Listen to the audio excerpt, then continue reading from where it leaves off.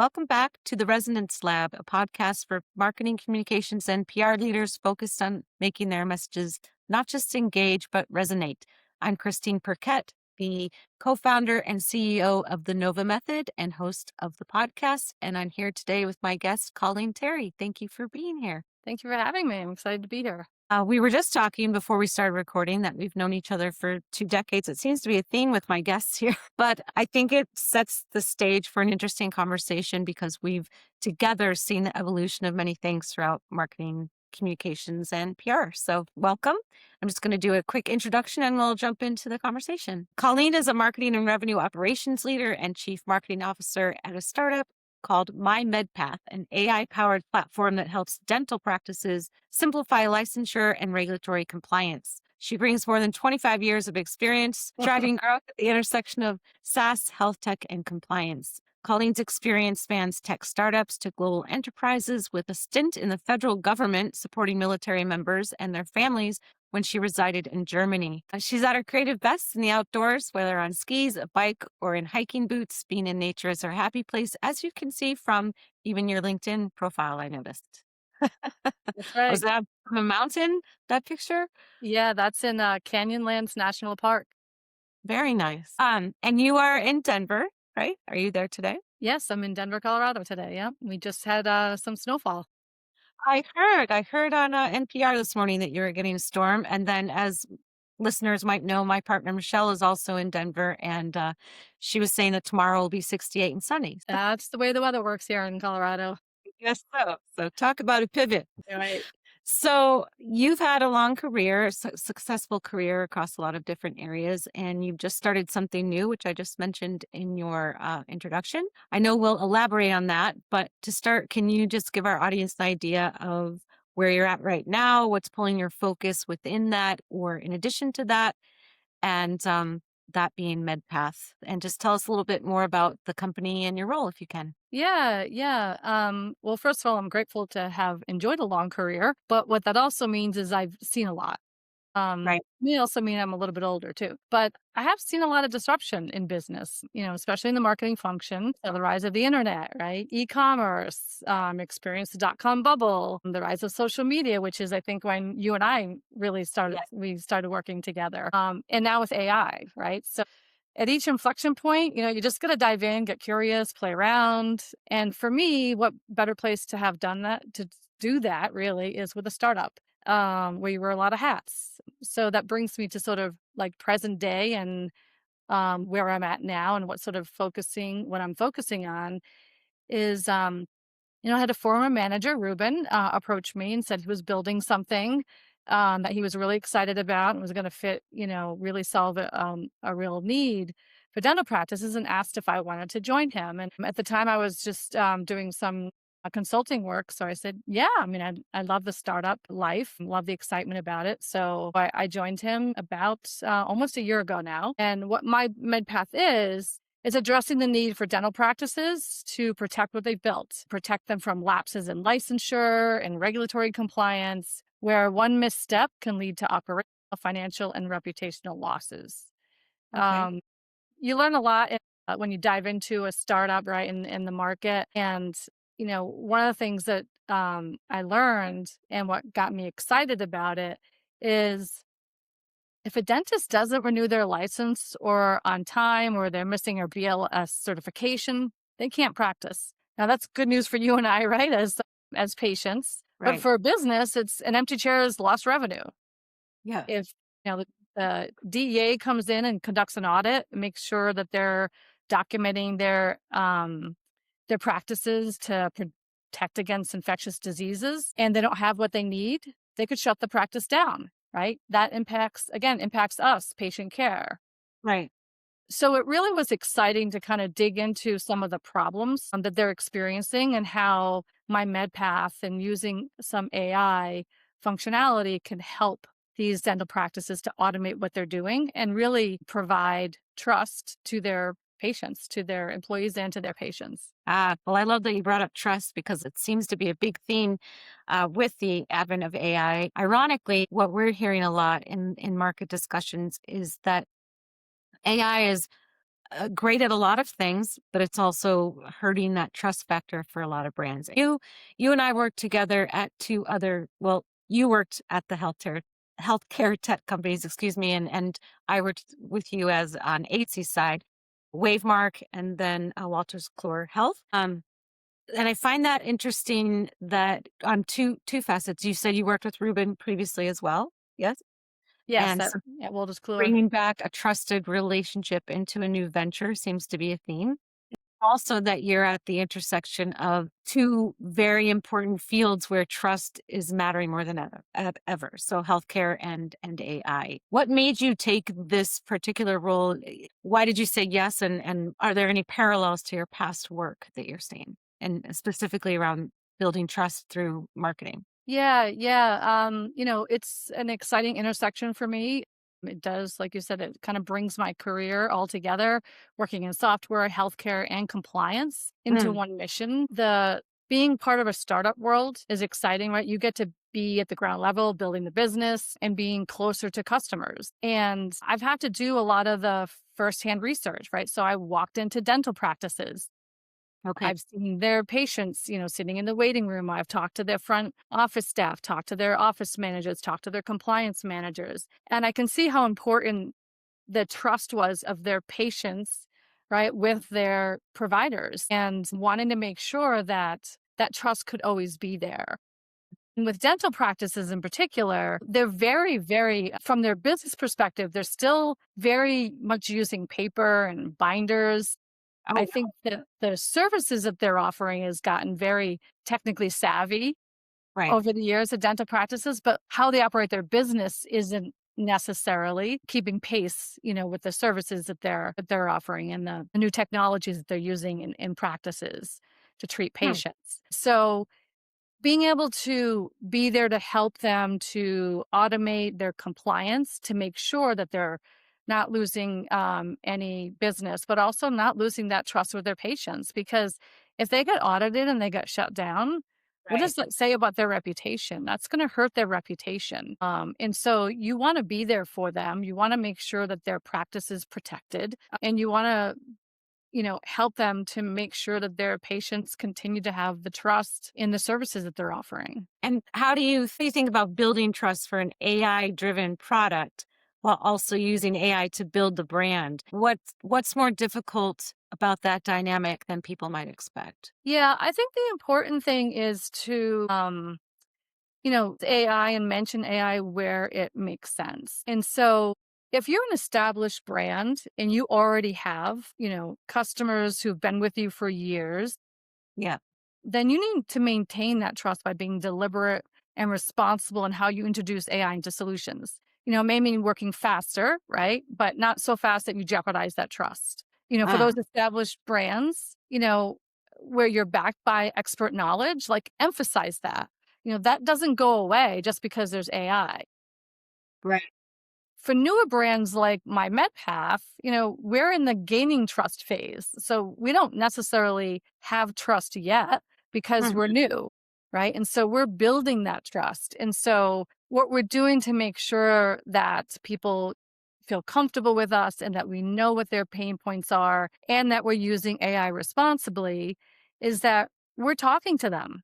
Walking into dental practices. We're talking to partners, advisors with deep domain expertise. And so we're leveraging AI to solve a problem, not to Mhm. just sort of like jump on a bandwagon of like, hey, we're an AI company, right? Where this concept actually came up before AI was as big as it is, right? It's been a few years in the works as far as, refining the concept and everything and doing the research. And so now we're at the point where we're building and we can build faster because of AI, Yeah. and we can do some marketing activities faster because of AI, but it doesn't take away from the requirement that we still have to gain trust. And we do that by talking to them, understanding their pain points, and providing proof, right? Right. That, what we're doing is safe, it is secure. And how do you provide proof? It's through a lot of it's through third-party validation, right? Other customers and the success that they've had. Yeah. It's earned media, in your wheelhouse. It's customer success stories. So all of those things, that we've done traditionally with marketing, you still have to do, Yeah.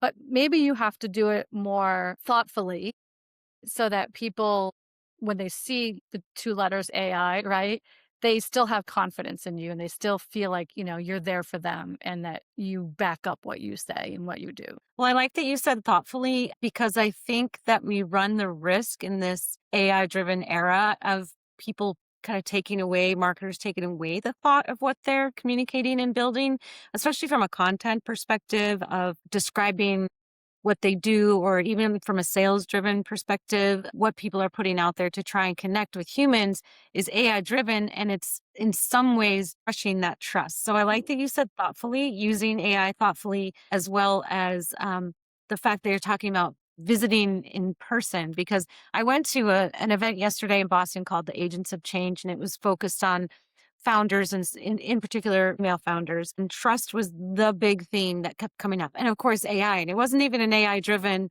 event, but Yeah. everyone's like, I need to use this to go faster and better and scale and be personalized, but scale that personalization, and somewhere in between that thoughtfulness is getting lost, I feel like. And so a lot of marketers are really struggling with that. And I know that you at Walters Kluwer, where we last worked together, you were an early adopter of AI in its infancy, so to speak, and you piloted some tools inside the MarTech stack well before most marketing leaders were thinking about it. And now everyone's thinking about it, but everyone's panicking. So did you learn anything in those early experiments that you think is still relevant today that might benefit our listeners? And where have you seen marketers get AI implementation wrong in addition to not being thoughtful, like you just said, or you're not being thoughtful enough? Have you seen anything that you learned in those early days that would apply now for everyone who's caught up? Yeah, yeah, great question. 3 years seems like, forever ago now, right? Yes. The early stages of AI when people really started using it wasn't that long ago. And so being an adopter meant using ChatGPT or Copilot or some purpose-built products. Jasper was one of the first tools that I used leveraging AI. And it was important to kind of dive in as a marketer because what I've seen, I don't know that I saw it then, but certainly in the last several years, AI has really affected marketing, that marketing Yes. function a lot, right? Yeah. Both good and bad. And so in the early days, I mean, tried to find podcasts. The Marketing AI Institute, put out a podcast. They had a certification, they had a conference very early on. So Oh, being part of that was really helpful to talk to other people, right? Hear what their concerns are, learn from what they're doing. Those early stages are always about learning, listening, talking to others. But you know what? It's probably still the same today, right? Even though it's 3 years later, generative AI is still in its infancy, although it's growing up super fast. yeah. But there's a lot you can do with it, and there's a lot there's still to be learned. What I've really enjoyed as part of my process of learning and experimenting is the amount of information and sharing that marketers are doing with each other. Mm, You see a lot of it on LinkedIn. People are sharing what they're doing. I'll shout out to a couple people I follow and encourage others to, if they're not already. Lisa Adams and Andy Crestadina are both super generous with sharing their strategies, their prompts, their experiments, their outcomes, whether they're good or bad, right? right. Like they're diving in and they're helping marketers to experiment more, to feel comfortable with trying and failing. And, that sharing has always been important as things are shifting and there's new things coming out Right. so that we learn from each other, right? So we can continue to be thoughtful about what we're doing. I love the idea of sharing, and you're right, social media has made that so much easier to do. But there's a dichotomy, I think, between what you're saying to dive in and experiment with also being honest about what's working and what isn't. I don't know that's always easy for marketers to be Mhm. honest about. So thank you for those references, and we can include links to their profiles as well with the show notes. But I think that builds trust among marketers and the marketing community, which hopefully helps to build trust with the buyer. But buyers are different across markets and industries. So I'm wondering, Mhm. you've worked at the intersection of highly regulated industries, healthcare, right? Compliance, federal. And those are spaces where that kind of experimentation could be a little bit more dangerous than other industries. Mhm. So, trust isn't really optional in there, and a single misstep, like we talked about, could really sink a healthcare brand. Is there something you've learned about working in these regulated environments that the rest of the marketing world should be paying attention to as it raises the stakes? Yeah, good question. I feel like what's kind of off right now with AI and marketing is that everything does feel the same. Yes. Well, Um, that is the risk for sure. yeah, it's just, it seems that, when I read things and it's robotic. And I think that that's a really fast way to lose trust and lose confidence in the people that you're trying to help and support, through your products and solutions. And I think being more human and being genuine is more important than ever with AI just being everywhere because everybody just starts to sound the same. Yep. And the One of the content things, looks the same and sounds the same, even across industries. The same sort of cadence and words are being used, and that's definitely going to erode trust. yeah, yeah, it's funny when you say the words are the same. I don't know when it was, maybe 18 months ago or so. I started to see the word unlock pop up in like messaging everywhere. And at first I was like, wow, that's a really good way to present that. And then I Yeah. just started seeing it everywhere. And I'm like, okay, so AI is like, that's their word right now. And it's like, you just saw it everywhere. And Right. I think when you start to see that kind of messaging pop up all over the place, then I think your audience starts to question, do you really get me? Do you really understand me? Do you really see me? Right? Mm, Because you're saying the same thing that everybody else is saying. And so I think it's really important to continue to have that interaction with your customers, with your prospects, right? Understanding who your buyers are. right. In my med path, I mean, as a startup, like I said, I mean, I just off the street just started walking into dental practices. And they were all very kind. I mean, here and there, people like, oh, I'm busy, don't have time for you. But they were willing to answer questions. I got curious. They were happy to respond. And that human Mhm. interaction is Right. just so important. And you gain so much information from that Right. human interaction that you can then use to your advantage to make sure that you are using the right words, you are using the right phrases, you're using the right images to represent them because they now know that you get them. Yeah. I worry that we're moving too far away from human thinking and interactions. I agree. And I think ideally we have a symbiotic relationship, right, between AI and humans. And I know there are a lot of people out there worried about losing their jobs to AI. I think that's maybe just the beginning of the cycle. And we will see people losing their jobs, but I think they'll come back just in a different way because we need that. We need both. And I think once you get the advantage of something like AI, we're not going to go back from that. So it's really working out that relationship. And I love that you are going and talking to folks. That's another thing I heard as a theme yesterday is events have been back for a little while since COVID, but now they're craved. People are craving Yeah. seeing other humans. And part of that, I think, is just goes to your point of like differentiating your messaging and using I think use AI to ideate and Mhm. edit. Research is great, but don't use it to create all of your content without the human element because there's a huge disconnect that happens when you do go to talk to people. Yeah. I'll give you an example. I spoke with someone who was trying to sell me some software last week, and his writing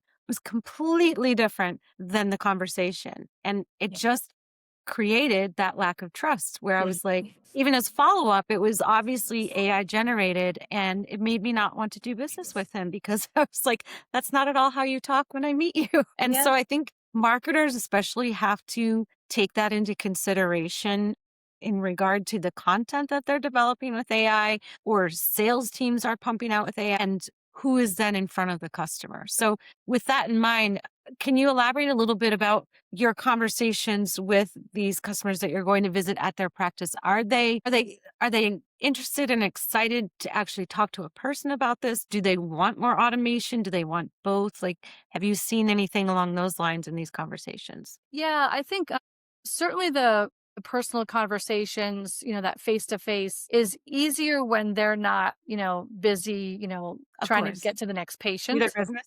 But, we did a couple of trade shows this year, and, all healthcare professionals have CE credits that they have to earn, right? So they have to keep up on their licenses and current learnings And just to for our maintain audience, the license. CE is continuing education, correct? Yes, CE, continuing education, exactly. Sorry. And so these events and these shows allow for that to happen. So people are there so that they can, go to sessions and learn new techniques, learn new tactics. And so that's a personal thing. Like they want to be there because they want to learn firsthand. They want Yeah. to hear somebody, see somebody, have the opportunity to go up afterwards to talk to them, ask a question. And then they get the opportunity to go around the trade show floor and see what else is out there. And what Right. I found is like a lot of people, they really did want to talk to you. I mean, I've done a lot of trade shows in my day, and usually you're out there like you're trying to grab people, right? Come on in, like, here's what we got. And what I found with this audience was they were really excited about listening and stopping. You have to obviously catch their attention. So, Right. but once you have their attention, you ask them some questions. And they're really happy to share with you their experiences. So, for example, we had one practice owner. She was just like, "Oh my God, we're like, it's a mess. So we really need to focus on this. We really need to clean things up." And she swore and was like, we got to get our acts together. So she was being real. Um, Yes. and then talked to a hygienist who is responsible for some of this, and he's like, "Oh, I got it covered. I've got everything figured out." But just having that opportunity to talk one on one and sometimes it was a few people at a time at the same practice, kind of sharing their experiences was Yeah. just so invaluable. And that again is how you gain trust, right? Is you want to be there to listen and Right. understand, and then they're willing to hear what you have to say. Right. If you Right. could acknowledge that you understand and you empathize with them, then they're more willing to open up and to share. So I have a question along those lines. I'm curious because you've worked in healthcare and other regulated industries like we talked about. I don't know if they've always been tech savvy clients, but dentists, I would imagine, are tech savvy in their industry products, but maybe not tech savvy in the way of understanding like how to use marketing technology. So do you see a difference in talking to an audience like that that knows this thing, this AI thing, is affecting their business or could affect it better or could help them operationalize, but they're just overwhelmed versus maybe past experiences of selling technology to a technical audience? Like, do you see any differences with the way the world has changed to AI today? Like talking to someone who's technical versus someone who's not, or do they looking for your guidance, maybe even beyond marketing, I guess is my question. Yeah, that's a really good question. And yeah, I have seen the difference. I mean, people who are comfortable with technology are comfortable with, experimenting and trying new things. Okay. That's kind of their nature. Hmm. And for the dental market and smaller practices in particular, like you said, I mean, they are very tech savvy with using the tools that they need to deliver, Right. their service Right. to patients, but it's running their business that they're not so comfortable with technology. I had also seen at these trade shows that there are marketing agencies that are there just for dental practices because dental practices don't know how to optimize their website. They don't know the Right. content that should be on there. Yeah. Don't know about SEO or GEO and AEO now, right? They're just learning SEO. And so you do have to help them along. And I think, acknowledge that, they're technically savvy in their world. Right. Right. And there are opportunities and there are ways that technology can help support their full business. And so, talking with them, showing them, demonstrating, asking questions, that's where they start to be more comfortable with hearing how it can help their business.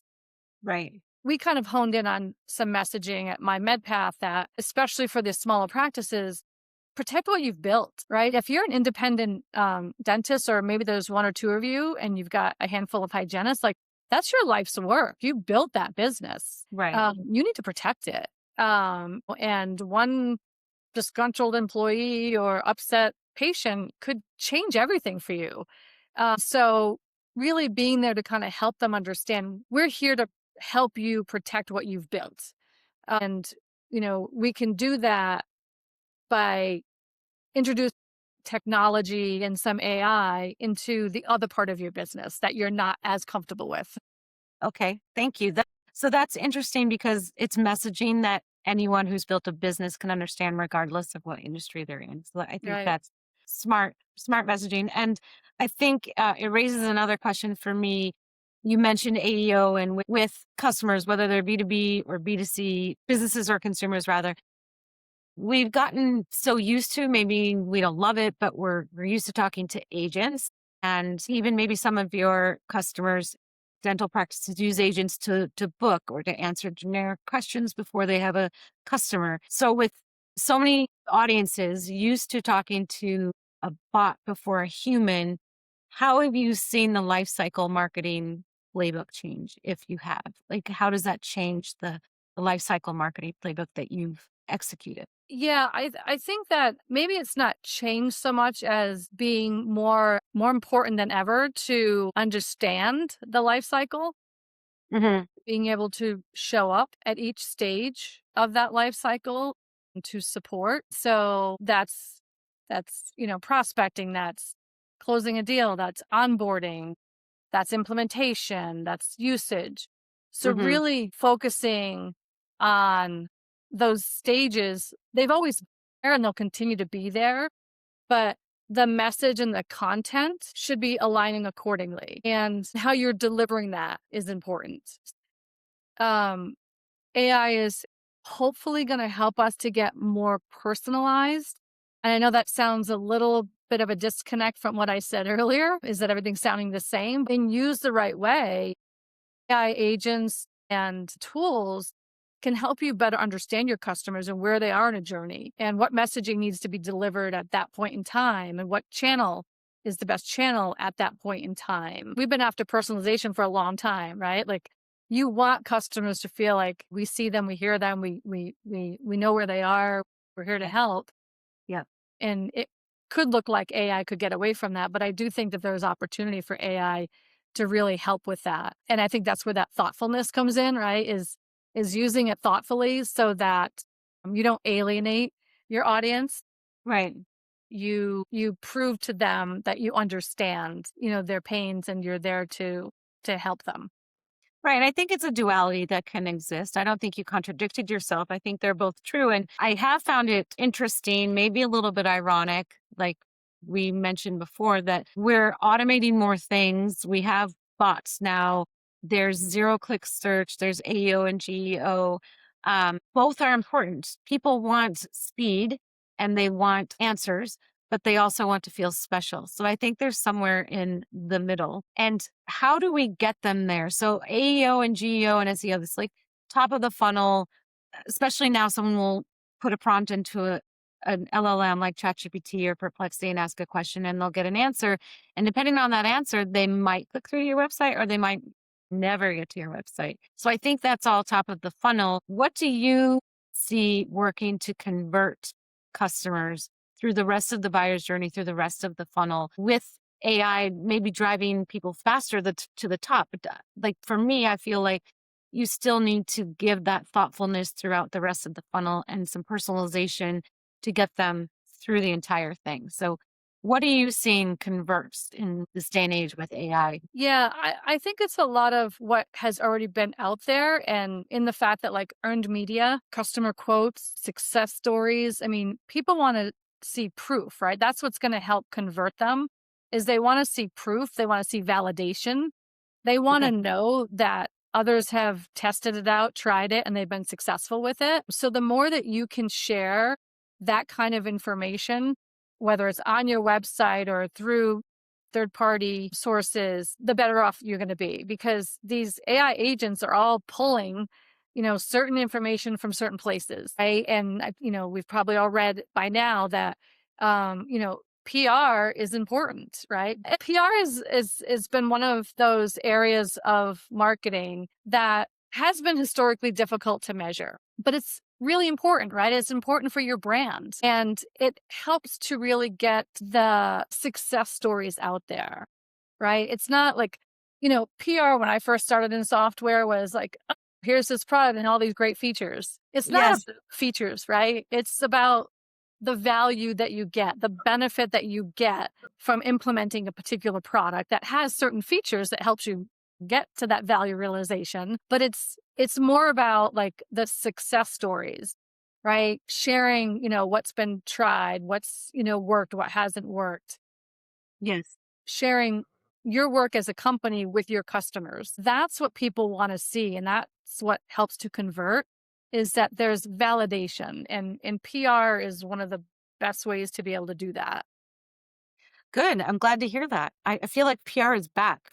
Everyone's worried about AI taking over. I think it's actually making it more important. So Absolutely. you hit on some things there that make me happy to hear, but that are important to point out. Like, essentially, you're saying people want to see themselves in the proof, right? They want to see the proof. They want to be able to, well, the name of our podcast is the Resonance Lab for a reason. They want it to resonate with them. They want to see themselves in that proof and say, I have that same problem, or I understand that challenge. It worked for them.